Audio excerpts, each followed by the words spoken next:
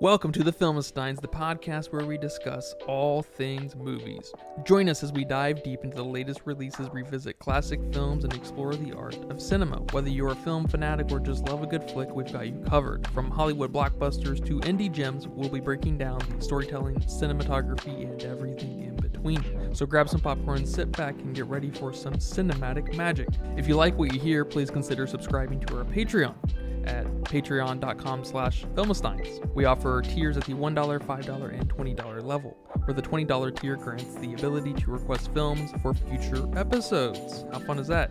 Every little bit counts. This is the Filmistines, where movies are more than just entertainment, they're an experience. They're an experience. All around you. Well, welcome back everyone to another episode of our mini-series where I read a book and we watch the movie and then we should talk the movie. Sometimes. Most of the time. No. 90% of the time. Yeah. Jokes. All jokes. I'm here today joined by my friend, the giver. Hello, friend. Hi, I'm the friend. giver. You're the giver. You're the receiver. I'm the receiver. Well, how you doing? Have you watched anything new recently? My eyelids. Your eyelids. Okay. My dreams. Your dreams. That's nice. I told you about that dream I had with you and the cat and the heat gun. Yeah. And that was weird. That's a weird dream. I don't know what it was trying to tell you, but I have a dream interpretation book. Maybe we can take a look at it. Interpret your dream. Yeah, I don't remember enough of it probably to do a good interpretation. You know what I did watch recently? It's a movie on Hulu. I don't know who made it, but it's called The Pregnancy Project. It's kind of an old movie. I think it's like 2012 or something from back then. Have you ever heard of that? Seen that? It's a movie about this girl, and she's a senior in high school. And her senior project, she decides to do a social experiment where she pretends to be pregnant, and she doesn't tell anybody that it's fake. So the only two people that know that her pregnancy is fake is her mom and her boyfriend.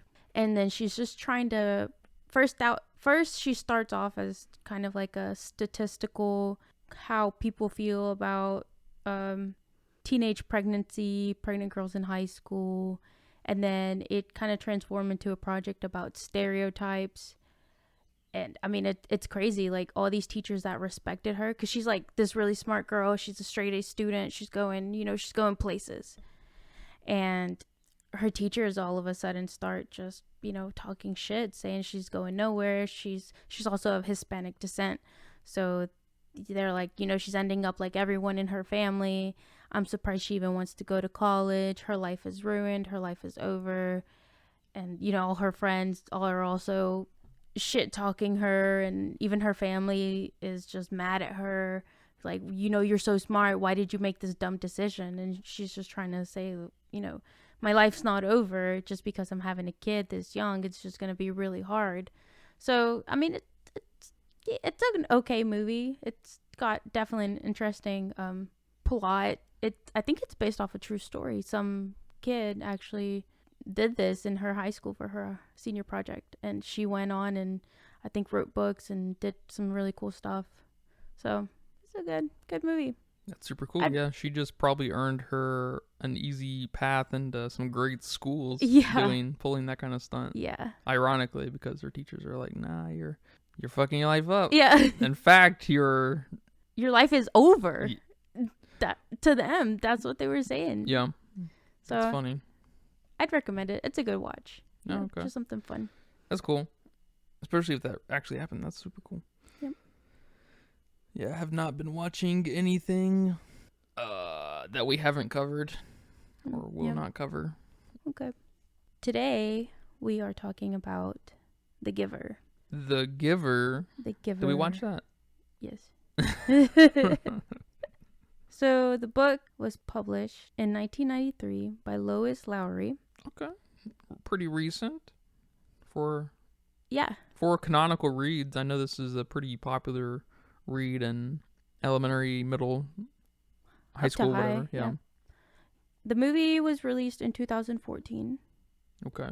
So that's 11 years later. Right? Do my math right? 9. 9. The other way. The other way. Subtract 1. By Philip Noyce. Noise. Noyce. Yeah, and he's got some filming chops as far as history. He's made quite a few films. I saw. Yeah, I also saw. Didn't recognize any of them. I did not recognize any of them either. Okay, that's good to know that. It looks like he's of Australian descent. He's cut from the Australian cinematic world, which is cool. The most famous Australian movie is Kangaroo Jack.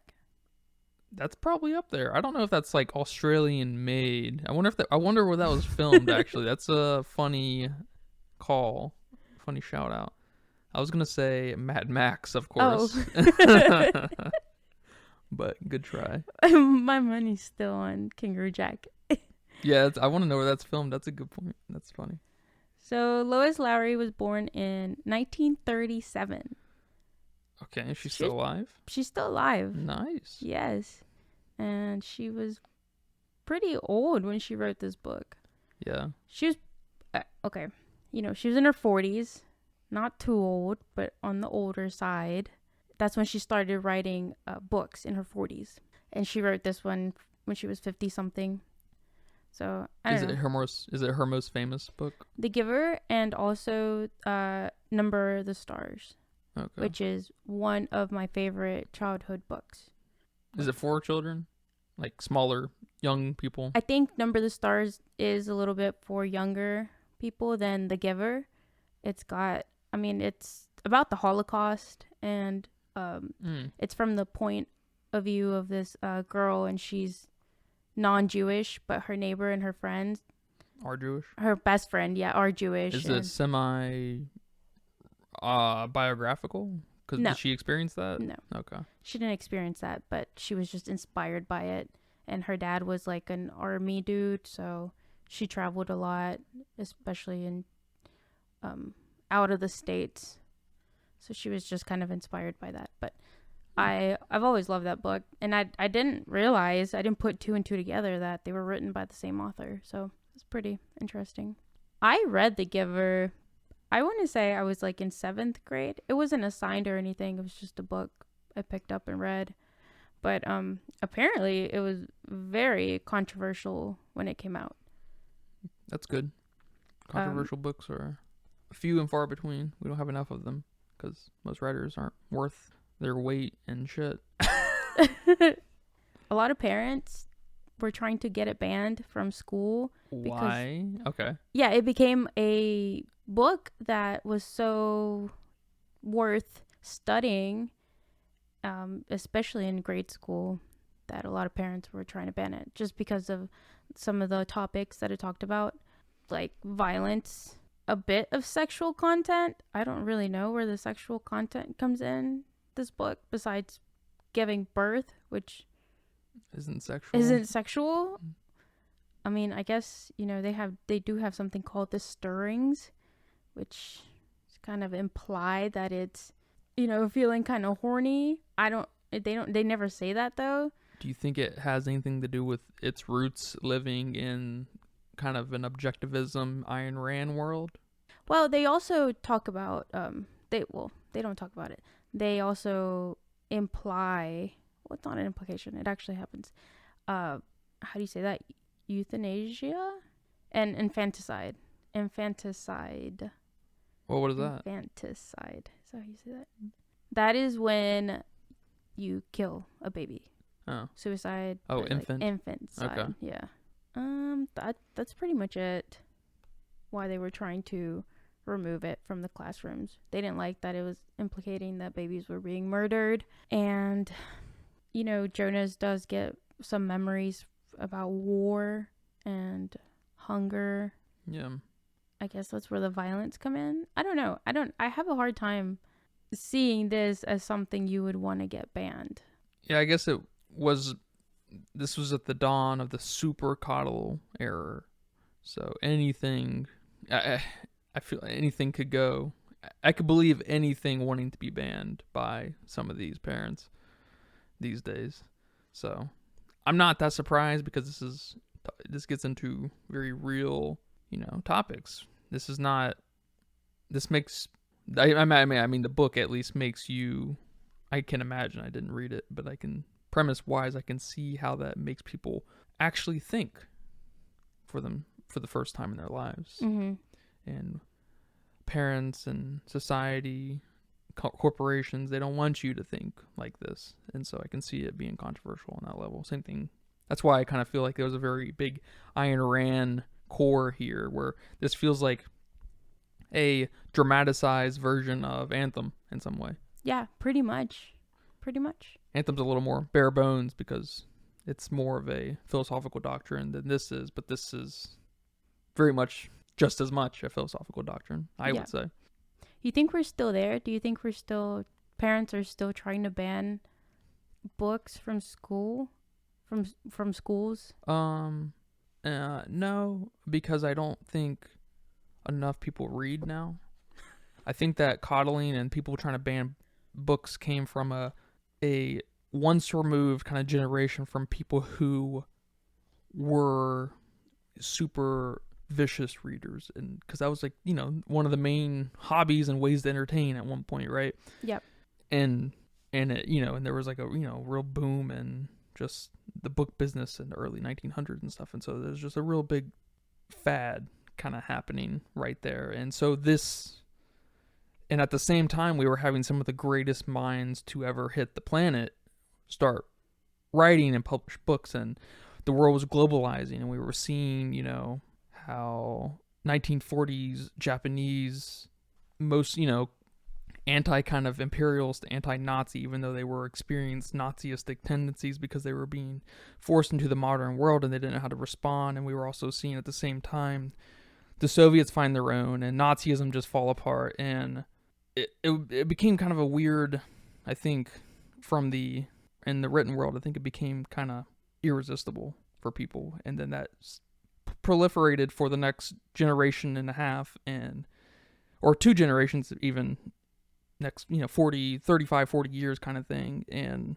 these people maybe became disturbed on one level by all of this, and that disturbia kind of trickled down through the next generation's kids, and then that's when things really started to change, I think, because that next generation inherently read less because there was just all of a sudden TV and early video games, and then the internet shortly after. And so like we were able to, that disturbia was just left to fester and be forgotten about, in the sense that we didn't reflect on it as a society. And so it just kind of got out of control, and it bred what we call today coddling. Yeah. And that in itself is proliferating in many other directions, and it's irreversible, I think. Oh, okay. I think it's completely irreversible especially without completely reforming, you know, the school system, which is just not going to happen. That's just not a thing that's going to happen unless the United States completely falls apart in some capacity. But then I can't imagine, to be honest, I'm not of the European, you know, many cultures and everything, but I can't imagine their school systems varying that much even to the United States, because it's the modern world and how considering how connected we are in a social way and a business way, that things just can't be that, they can't deviate that much from one another. So it's I don't know. It is what it is. It is what it is. Yeah, I have a hard time grasping the concept of banning books from schools. That's just something I would never think. I mean, I don't have kids. I'm not a parent, so, you know, I can't really put myself in that situation. But if I had a kid, I can't ever imagine banning them reading anything. Yeah. Let me tell you this. In a totalitarian country, the first thing they take away is freedom of speech. The next thing they take away is freedom of expression. And that is often and primarily in the form of books. Yeah. So just when people say that, it doesn't scream things like Nazism per se, but it kind of does. It screams totalitarian, just weird levels of control. And it's you want to talk about disturbing?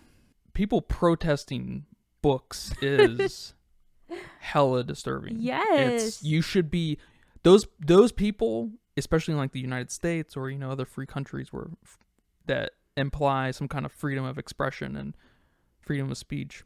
Those people should be the first people to defend ideas they don't agree with, so we can help build this narrative that it's okay to speak your mind. Yeah, I mean, and what were you gonna say? Two things on that. First of all, did nobody read The Book Thief or Fahrenheit 451 about banning books? Those are also canonical books, yes, or at least at one point were in the school system, right? Especially Fahrenheit 451. That's like one of the most famous books to ever be written today. Yes, I completely agree. Top probably 20, I would argue. And then second point, the author loved that her book brought this much controversy and said pretty much exactly the same thing you said. I'm so glad that this is being challenged about being banned, because what my story is about is pretty much what I don't want to happen, which is what you guys are trying to cause to happen. Yeah. So come on, wake up here. How Lynchian. That I like to hear that, because that tells me she's an intellectual, I guess, first and foremost, but she's also an artist, and she understands that challenging the mind is so essential in writing, in producing things like books and other works of art, especially in her case and many others, trying to write a thing of philosophical, intrigue.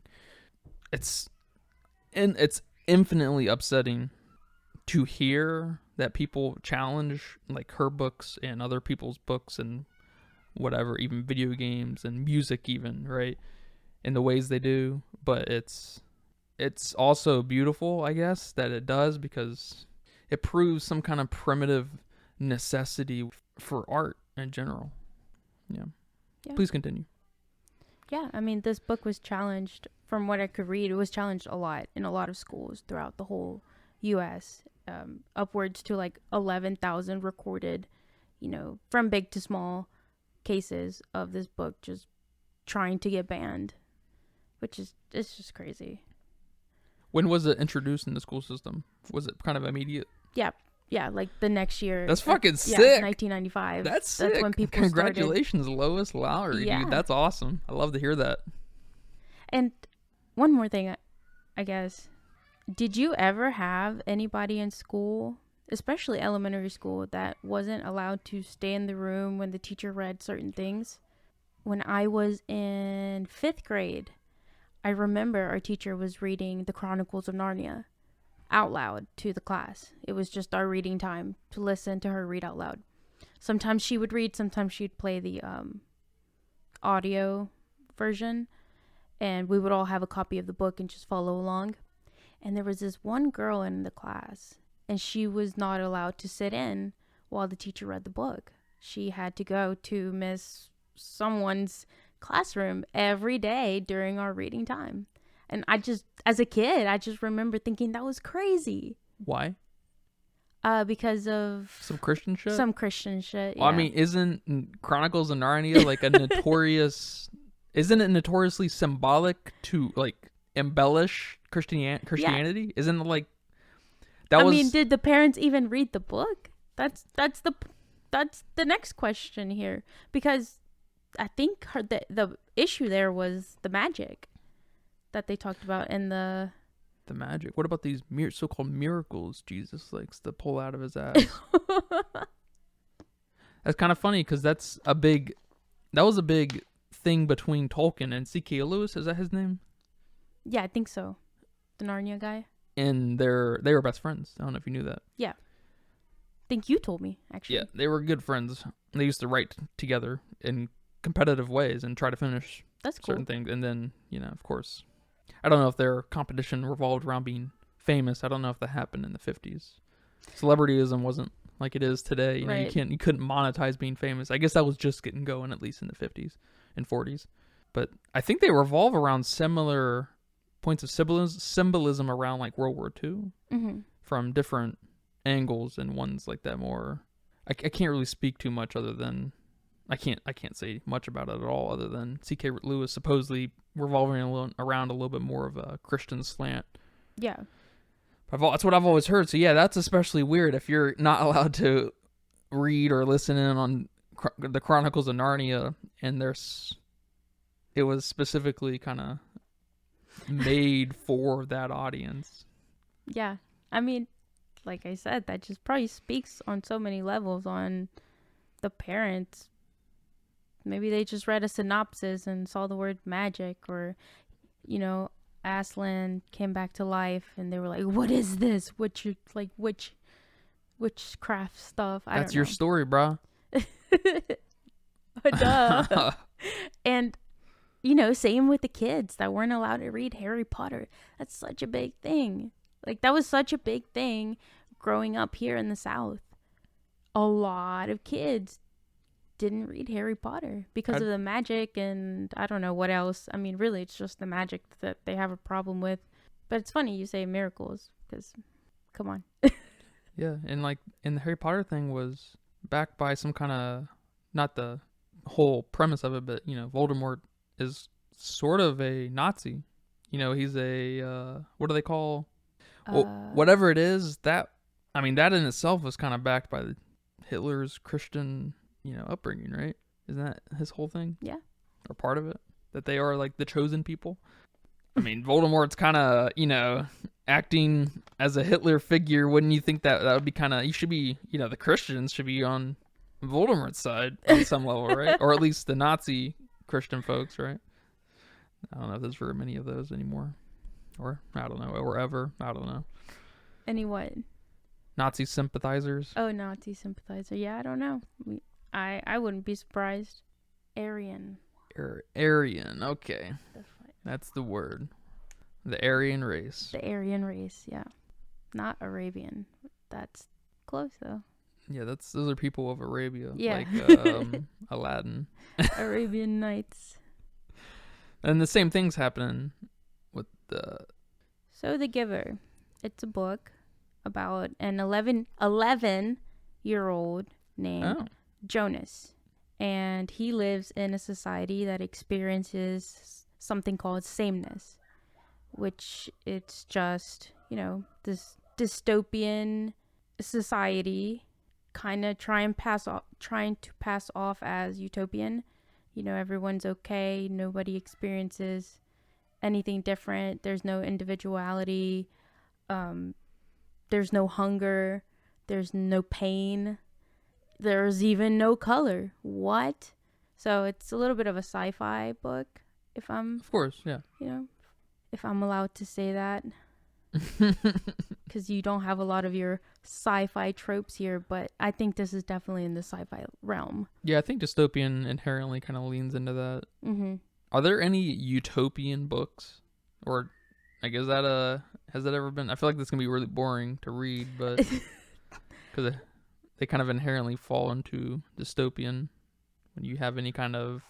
Message about... Yeah, because, like, what is a utopia? Just... Perfection? Just... Nothing's wrong, I guess? Yeah. Does it kind of...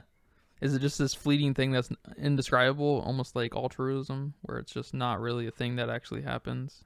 You can always you can always find your way out of it. Yeah. Into something more negative, I guess. Or I mean, however you look at it. Dystopian is not negative. I like it. It's fun.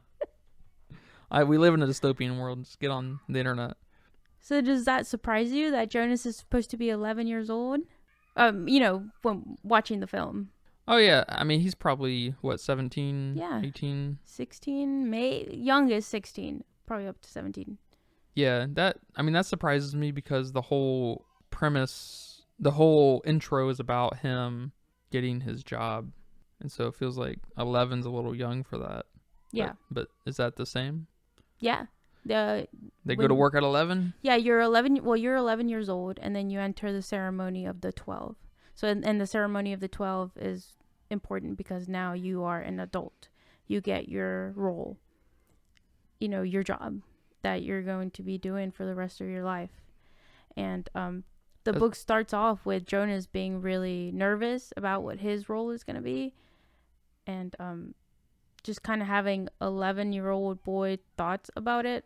I don't know. I think the age is pretty important.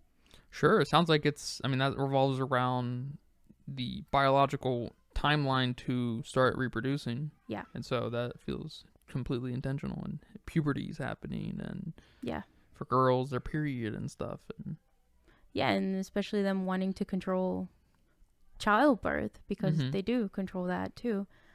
You're an adult, yeah. So that's something I didn't like about the movie, that they didn't keep them younger. I know we've discussed this a bit during our Ender's Game podcast, or Ender's Game episode, where we talk about, child actors and how hard it is.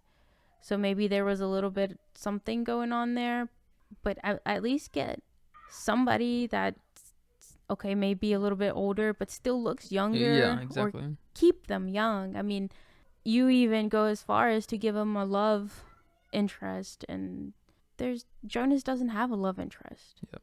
Thank you, American filmmaking. I don't know what makes directors and producers okay want to move towards that. I don't get it.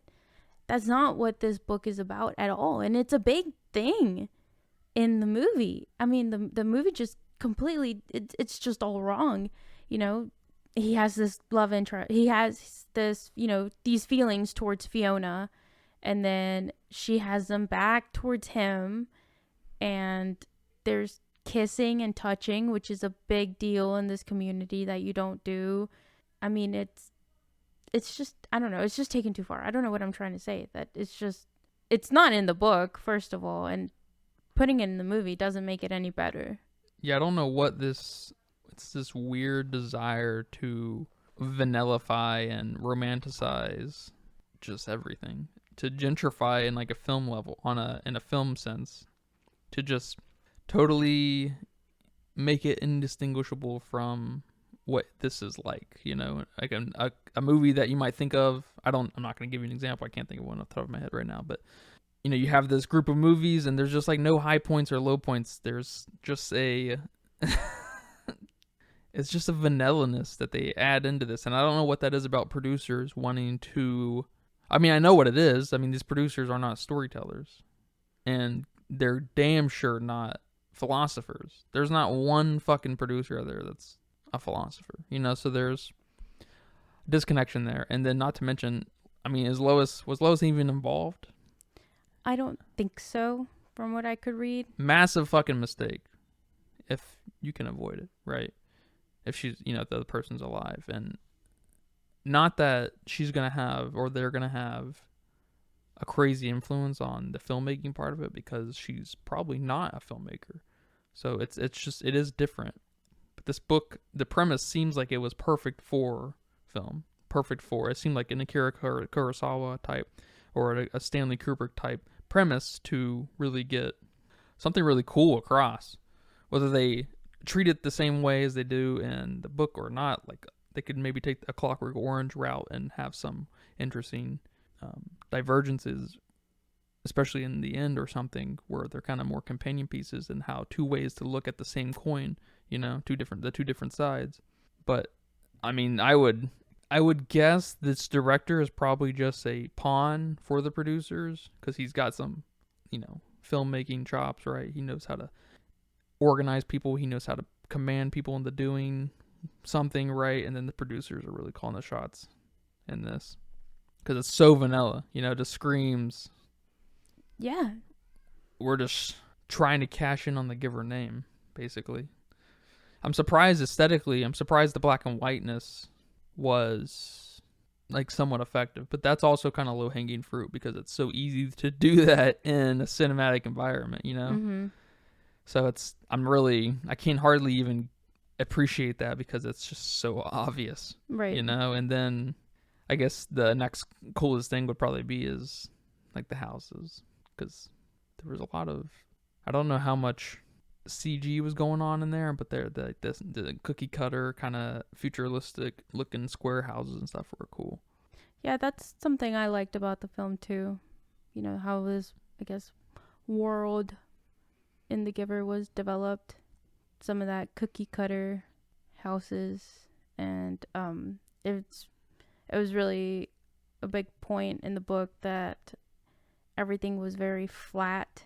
You know, you don't want any bumps, you don't want any hills, you don't want anything that could potentially cause some hurt or delay or of any sort. And the climate in this world is controlled.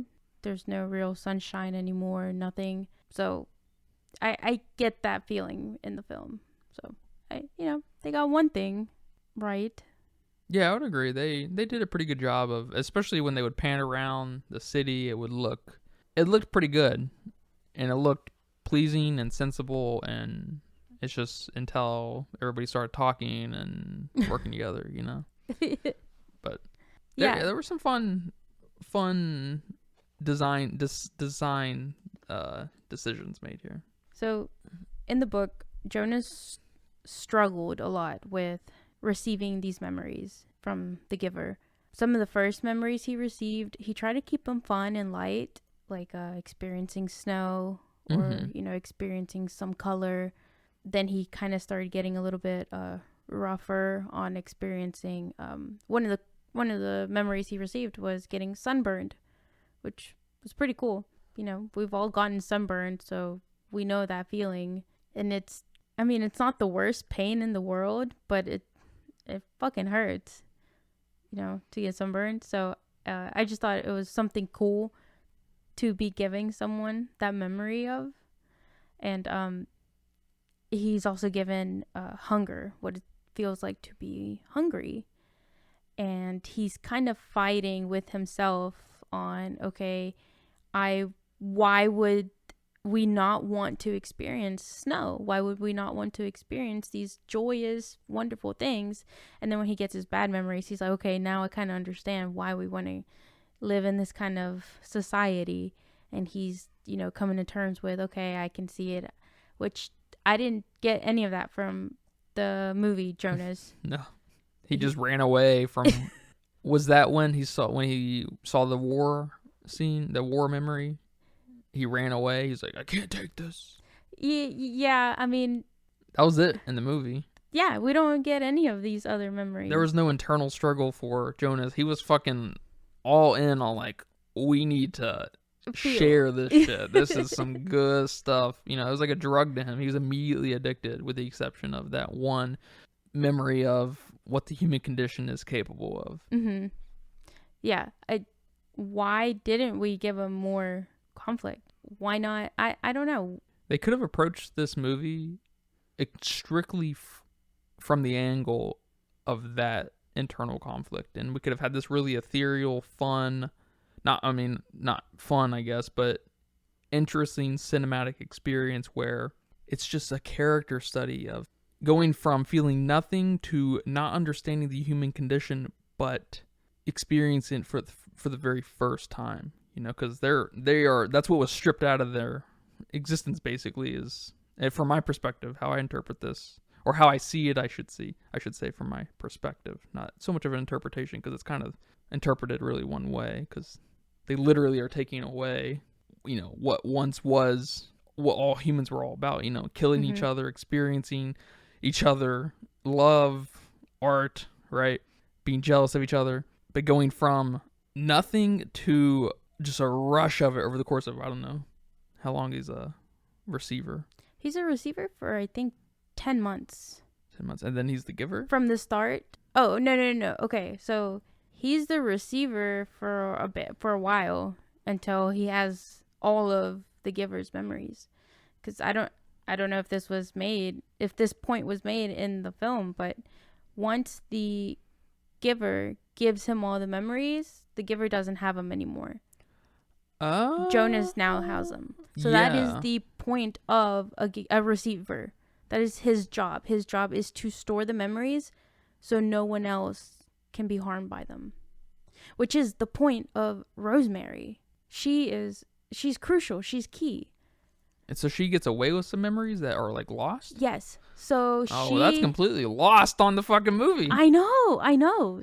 She she's the next receiver. She's 10 years before Jonas. Oh, so there's a little bit of a drama happening here. I didn't even... She's like the key point to this. It's, oh my God, it's crazy.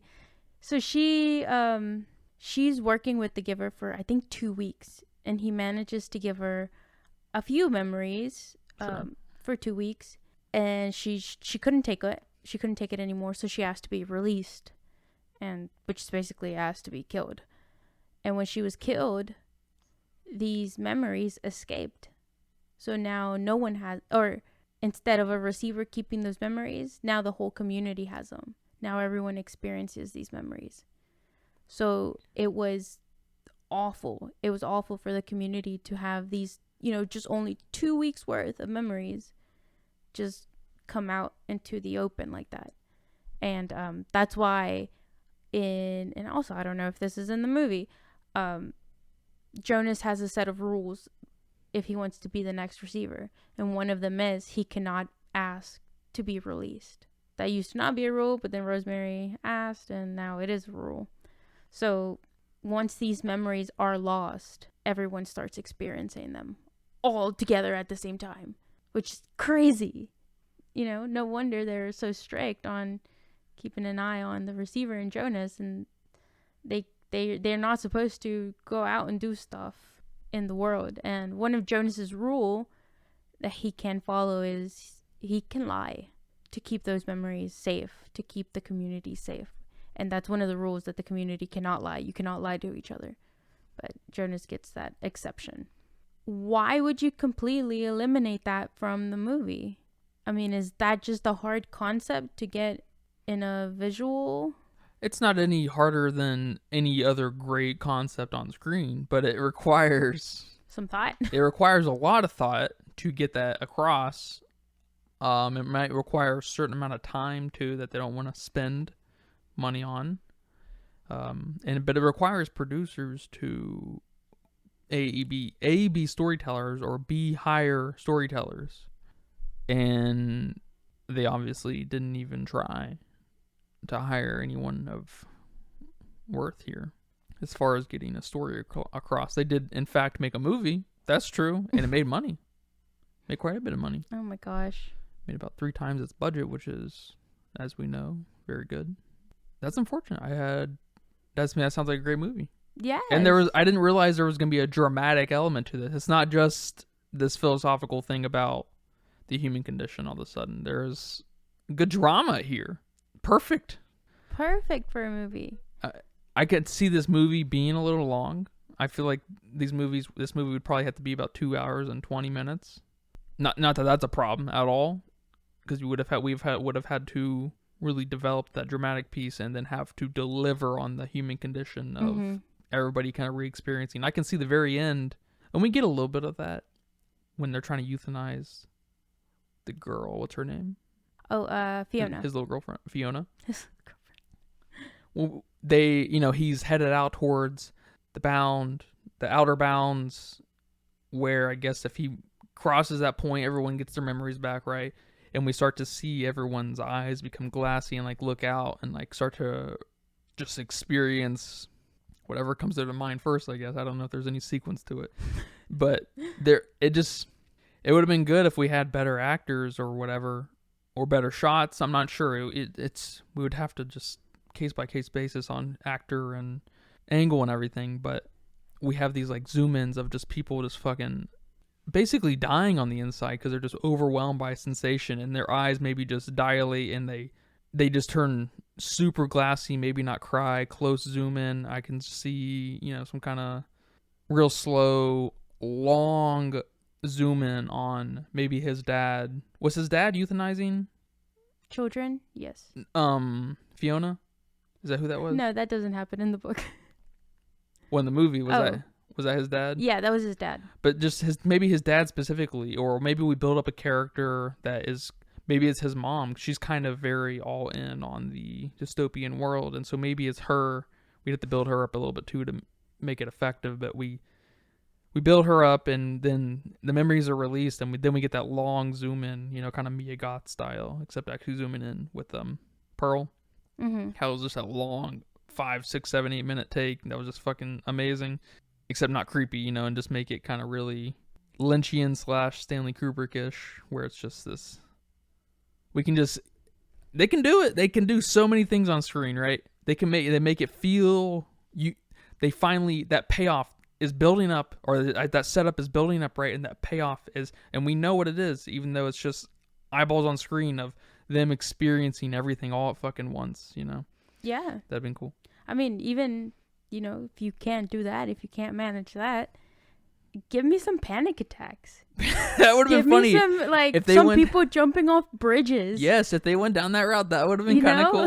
That would have been kind of cool. People crying, yelling. Yes, going crazy. Outside. Yeah. That'd be cool. I could see that, especially because that would have been the cheaper way out, I think, as far as like trying to get the point across of how dramatic of a change this is in these people's minds. That would have been cool. I mean, you know, there's many ways to skin a cat.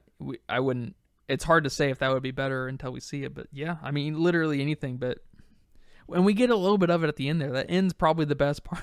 When they all start feeling that, probably those last 2 minutes are probably the best part of the movie, with the exception of what the houses look aesthetically. That's very cool. And then the black and white is, like I was saying, it's low hanging fruit, but it's very cool. Not a lot of things do that, you know. Right. I hate to hear that. It makes this movie worse. I mean, this movie spent so much time developing Fiona and Asher. Yeah. Which they're not even crucial in the movie. I mean, Fiona's only there for Jonas to have a dream. He has a dream about her. You know, like a sexy dream. He's like bathing her. And he tells his parents that he had this dream because they have to share their dreams in the morning. They all sit around and tell each other about their dreams. And so when he shares his dream, that's when his mom has a talk with him and tells him, oh, you are experiencing the stirrings. And he's like, the stirrings? Which in the film, it implies that it's just you're experiencing feelings. But no, it's deeper than that. You are experiencing having a sexual attraction to somebody, which is a big no-no because, they're trying to control the amount of children they have in this world. So this is like huge for Jonas to be experiencing this. And that's when he starts taking the pill. And that's it. No more, nothing, no feelings for Fiona, nothing goes further there. Are they friends? They're friends. Oh, okay. And I mean, we get more of Asher, I think, than we do of Fiona. And Fiona in the film is, I think, a nurturer, which is what the dad is when they take care of babies. In the movie, or in the book, she is she takes care of the old. She has a completely different career, basically. So I guess they needed her in the movie to be a nurturer so Jonas can help escape with Gabe.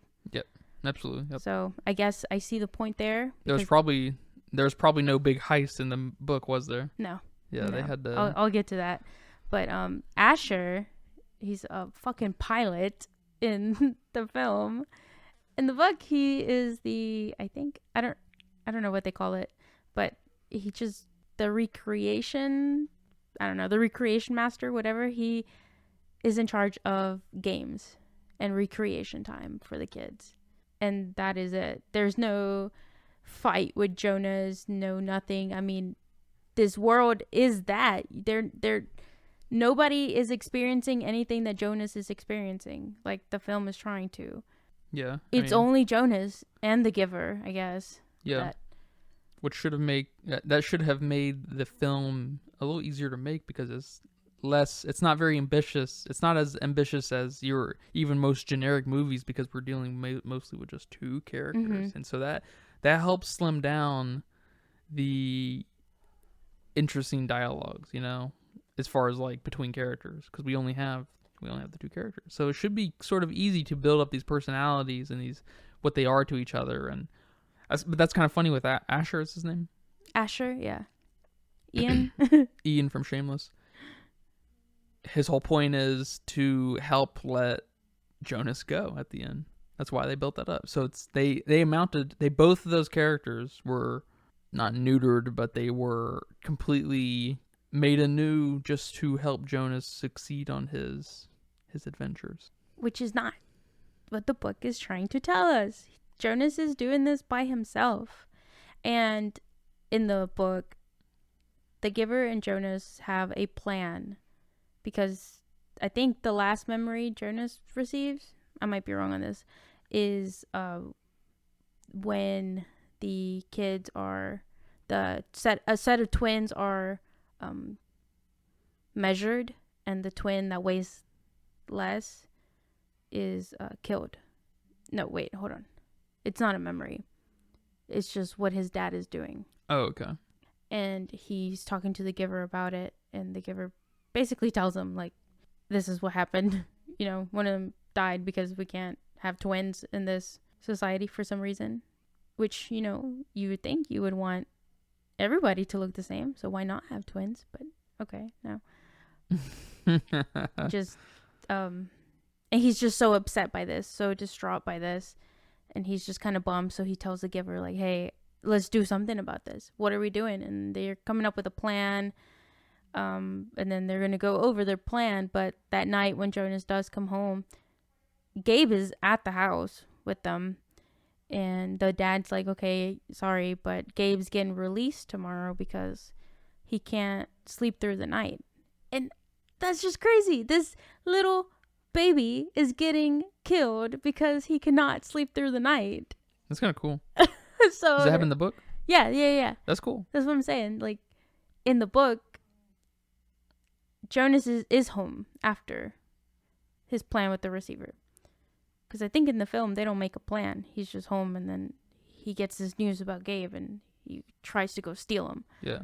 So in the book, at night, when everyone's asleep, he just grabs Jonas, steals his dad's bike, and he goes off. He sneaks out of the community and rides and keeps riding until he can't ride anymore. And there are a few aircraft looking things looking for him, but by a certain amount of time they kind of give up because they assume he's dead.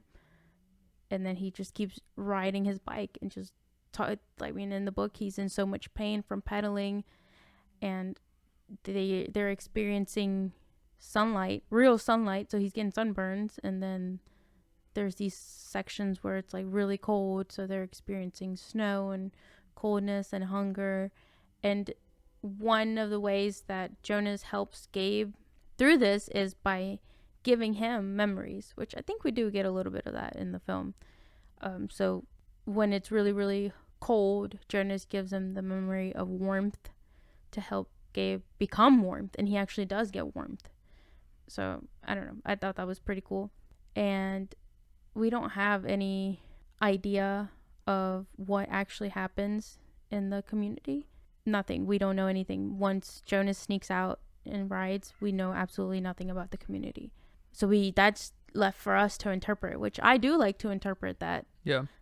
Probably half the community is gone because they couldn't take it, anymore. And I think the giver, or Jonas, wanted the giver to come with him, but the giver was like, no, someone needs to stay here to help these people deal with this, because I can just imagine how awful it's about to get. So that's why the giver didn't go with him. But in the end of the book, it's actually my favorite, and a lot of people don't like it because the ending is kind of ambiguous on whether Jonas and Gabe survive. But we have this beautiful description of the snow and Jonas riding down that hill with Gabe, and then he's holding him, and they're both just exhausted and about to die and hungry. And then Jonas starts hearing music, and he sees the Christmas lights on the windows, and then he's holding Gabe, and then the last sentence of the book is, but perhaps all this was just only an echo, kind of implying that they died. It's an awesome ending that they didn't capture that in the film. No, then they could have. And they definitely could have. And that ending it's crazy. It's one of the endings that people have struggled with when reading a book. And I guess a lot of people don't like ambiguous endings. They don't like it when the author leaves it up to you to interpret. And in one of the last chapters of the book, the author talks a little bit about her life and how this book came. And she said one of the most asked questions she gets is, what happened? Did they die? Did they not die? Like, what happened? And it turns out there are 3 other books to the series. Not super related, except for the fact that the last book, the kid in the book is Gabe. So she's like, so there's a little hint of hope for you. But I mean, this book was written in like 2000 something. So for a few years there, people didn't fucking know. And I bet that drove them crazy. And I like that. I like that ambiguous ending. It just makes it, it just hits you more than letting us know even if they did die. So why couldn't that have been captured in the film? Come on. Yeah, that would have been easy. That would have been super easy. There is this section in the book when they explain, or when they introduce about the release, about people getting released. One of the most common release ceremonies is of the old people. They have this wonderful celebration of this person, and they talk about his life. Their, fellow old people are there. Can't say their family are there because there's really no family. They have the old people, and they just talk about their life. Their fellow old people are there. Some of the children that volunteer in the community are there. And then they take them into this little room, and they're gone. They're taking elsewhere. That's what they call it. And everyone's just so happy and, so excited. And then the name of that old person is now given to one of the newborn children. So they can kind of like live on forever, I guess. So, I don't know. It's just kind of funny that they're all there like celebrating, and the old person in the back getting killed. I like the idea of the release ceremonies that they do. Yeah. They release you because you're old. They release you because you act bad or, non-conforming, really. You're not even acting bad. Like Gabe, poor Gabe, he was just crying. And they could have maybe built that up on one level where they are doing this ceremony. It's like weird and happy and very cult-like, like Midsummer or something. Mm-hmm. But we don't know that they're dying, And then it's later revealed that, oh shit, this is what's going on. Yeah, that would have been cool to include in the movie like that. Just make it like super excited and happy, and then later on in the movie, you're like, oh shit, wait a minute, they're gone. The great irony is that she's living in a world of independence and individualism, but there's still this collective kind of mind share on whatever topic you want to bring up. Whether that's due to the normal distribution kind of laws of nature or dogmatism, I hate it, man. I hate that this movie just missed. This movie had the potential to be timeless, like so many great character studies from the fucking 50s. Yeah. I don't know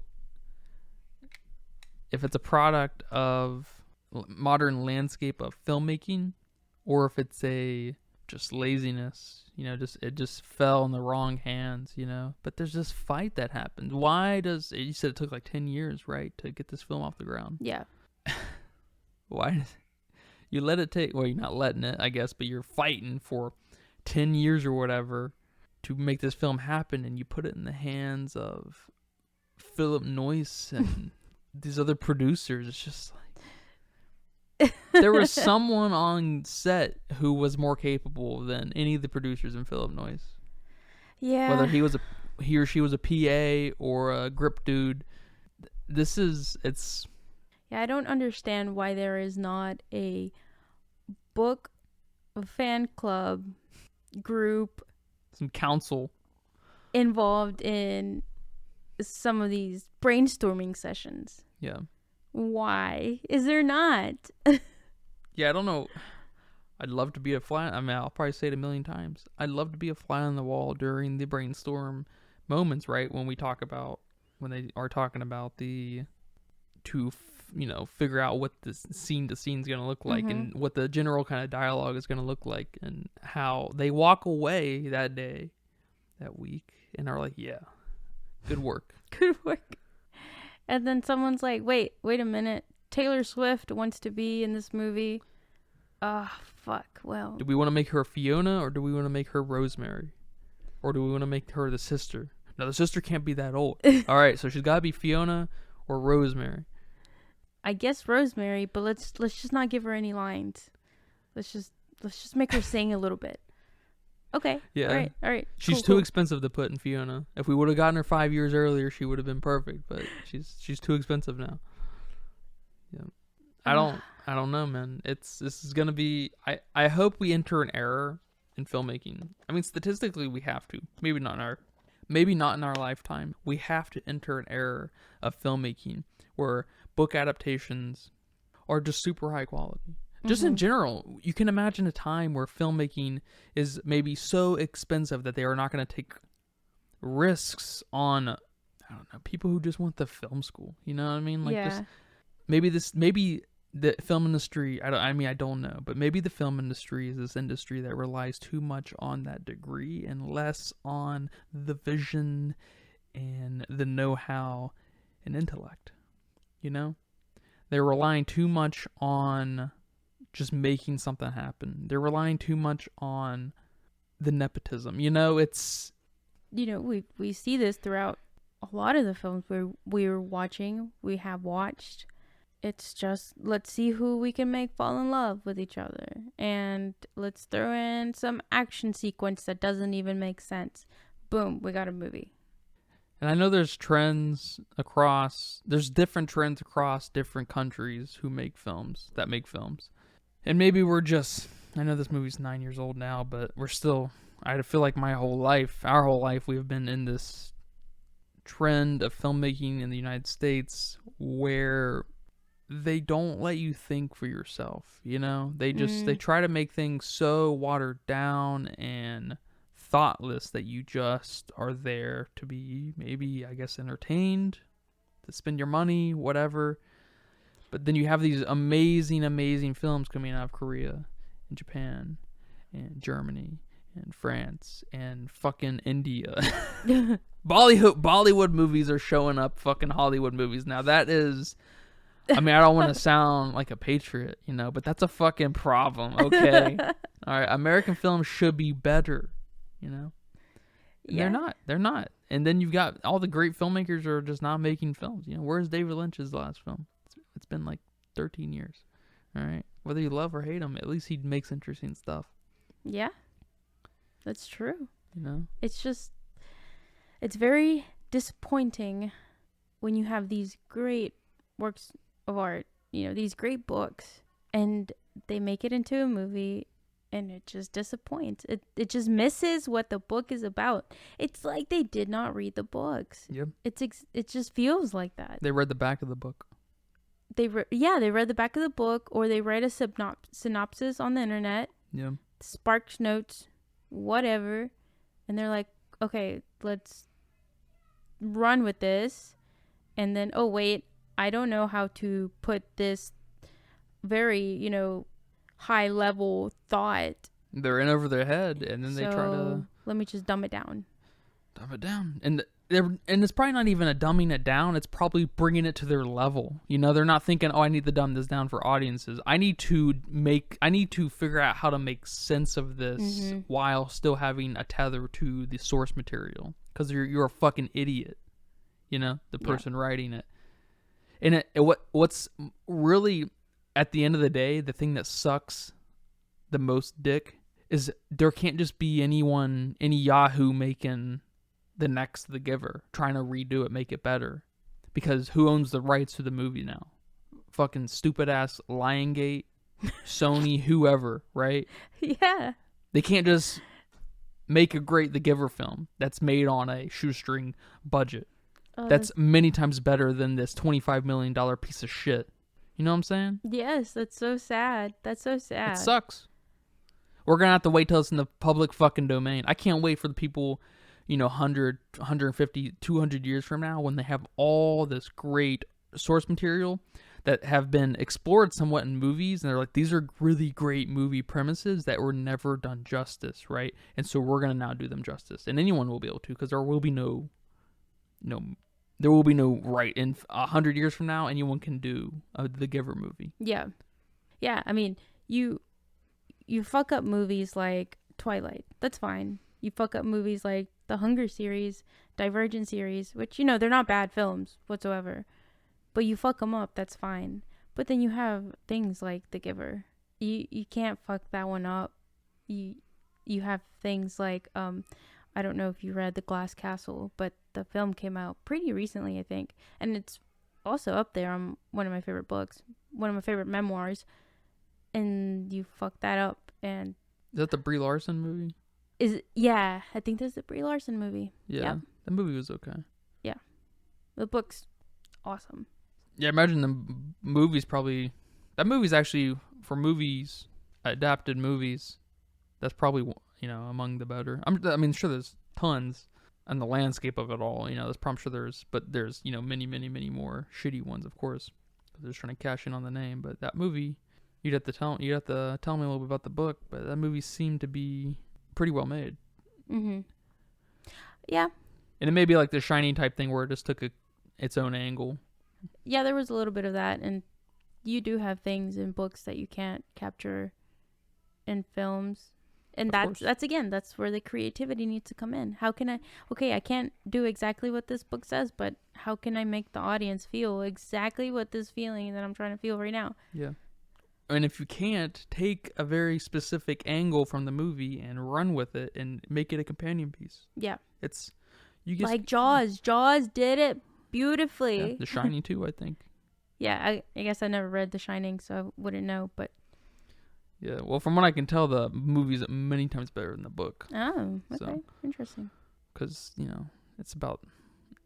Apparently the Doctor Sleep book, or the Doctor Sleep movie is a little more in line with what you'd expect from the Shining book, in that it revolves around this magical, telepathic thing that's stupid, if you ask me.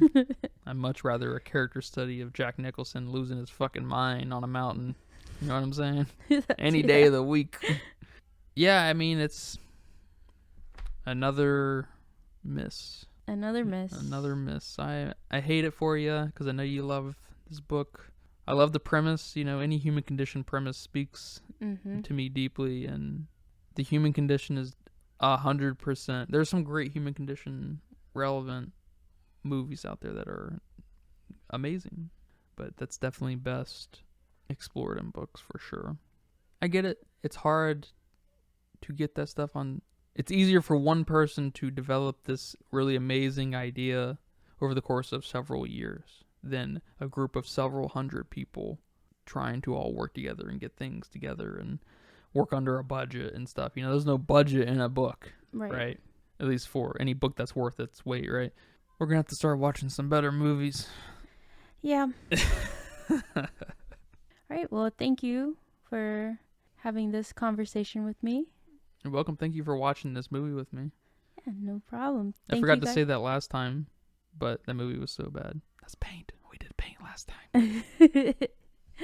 And thank you guys for listening. If you like this episode, please check out some of our other book versus film books. I mean... Books versus books, film books. Please check out some of our other episodes where we compare books versus movies, like Ender's Game, Aragon, Jaws. Jaws is a popular one, so please check that out. Also check out the Evil Dead Rise episode. That's a great episode. Great movie. If you haven't gone and watched that, definitely. Great movie. Creepy movie. Paint, not a very good movie, but a great episode to watch or listen to so you can get the gist of what happened and not have to feel like you watched it. Yeah, I'd recommend that for sure. Don't waste your time.